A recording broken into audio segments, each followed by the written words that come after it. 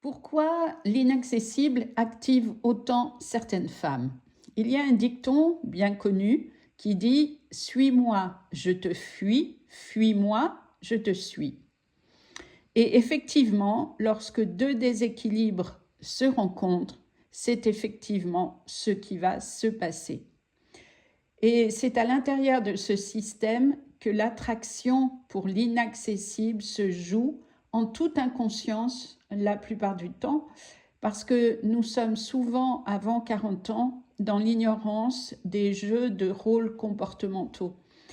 Et c'est seulement en vivant des désillusions que parfois certaines personnes vont chercher à comprendre ce qui se joue en réalité dans ces relations, plus ou moins longues d'ailleurs, selon le degré de profondeur de la blessure d'amour qui se met en place assez tôt pour chacun dans une vie de petite fille ou de petit garçon.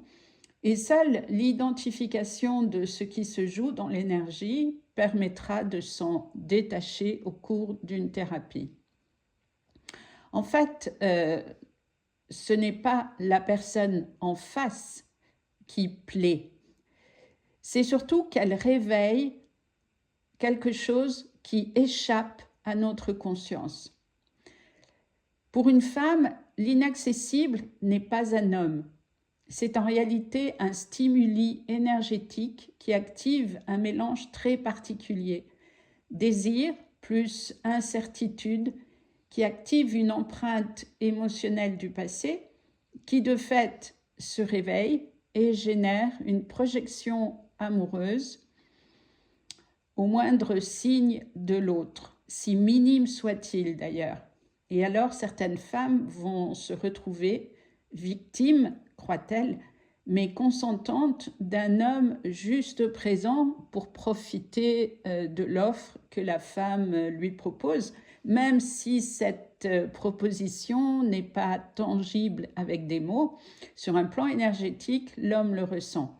Il ressent que la femme est prête, disponible et d'accord pour vivre quelque chose. Et c'est à ce moment-là d'ailleurs que la femme va projeter un bonheur possible, mais illusoire. Quant à l'homme, la plupart du temps, il va projeter une promesse physique qui lui correspond à ce moment-là. Et on comprend que dans les deux cas,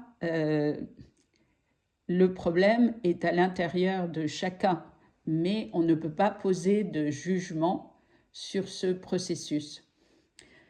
Donc, quand un homme est flou, distant ou imprévisible, le système nerveux féminin s'active parce qu'il reconnaît ce qu'il a connu enfant, désir et impossibilité. Ce qui s'active alors n'est pas de l'amour, c'est de l'attraction pour l'inaccessible. Et cela produit pendant un temps de l'espoir et de la dopamine. La réalité, c'est que tu ne veux pas de lui, puisque tu ne le connais pas encore. Tu veux la sensation que ton désir déclenche en toi. Et pour la femme, tu aimerais qu'il te choisisse. Et c'est là que beaucoup de femmes se perdent, parce qu'elles confondent activation et connexion. L'activation se fait sans choix conscient.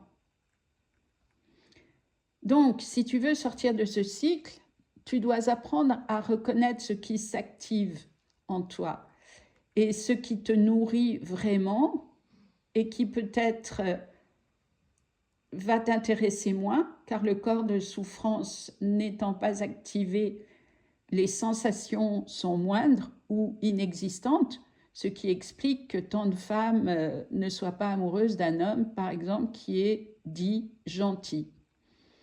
Le corps de souffrance n'est pas activé, la femme n'a pas de sensation et elle ne voit pas à ce moment-là que ce qu'elle recherche n'est pas de l'amour, mais une stimulation énergétique.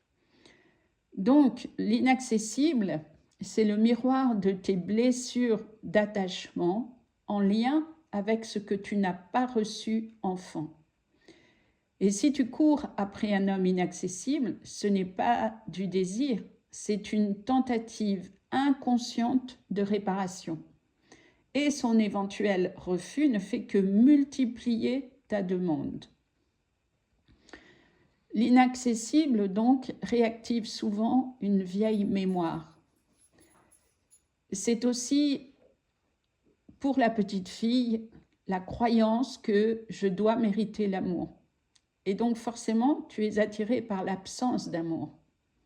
En même temps, tu es attiré par la promesse implicite de ce qui pourrait être, mais que souvent, tu es seul à envisager au départ. En tout cas, on va dire pour de bonnes raisons, parce que l'homme qui répond peut avoir, lui, de mauvaises raisons, et cela sans jugement. Donc, la femme se dit, si j'y arrive cette fois, je vais réparer mon cœur et je prouverai que je vaux quelque chose. Ce n'est pas romantique en fait, c'est un processus somatique. Le soma, c'est le corps subjectif, celui qui vit, qui réagit, qui se souvient, qui parle, qui ressent avant les mots. C'est le lieu où se logent les mémoires de l'expérience. Et dans la situation dont je parle, l'expérience de l'enfance. Et pour la plupart des femmes, c'est souvent, en tout cas les femmes après 45 ans, j'ai envie de dire, c'est souvent un papa qui n'avait pas le temps ou qui ne pouvait pas s'occuper de sa petite fille comme elle l'attendait, comme elle l'aurait voulu et comme elle en avait besoin. Donc, c'est ton système d'attachement qui rejoue un scénario que tu as connu, enfin, que tu as surtout vécu dans l'enfance. Et tant que tu n'as pas identifié cette mécanique, tu vas confondre intensité, réaction et amour. L'amour n'est pas une quête. L'amour doit être une rencontre. Pourquoi l'inaccessible te donne une illusion de force d'un homme puissant? Peut-être c'est le souvenir de comment l'enfant que tu étais voyait son papa.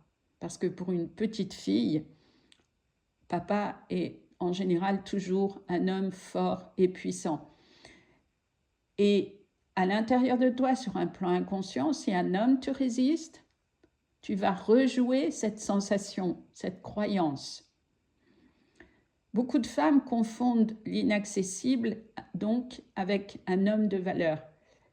Mais cela se joue, comme je viens de l'expliquer, au niveau du cœur de la petite fille, pas de la réalité qui n'est pas reconnue à ce moment-là, car les énergies en jeu sont téléguidées par un programme intérieur que tu as mis en place.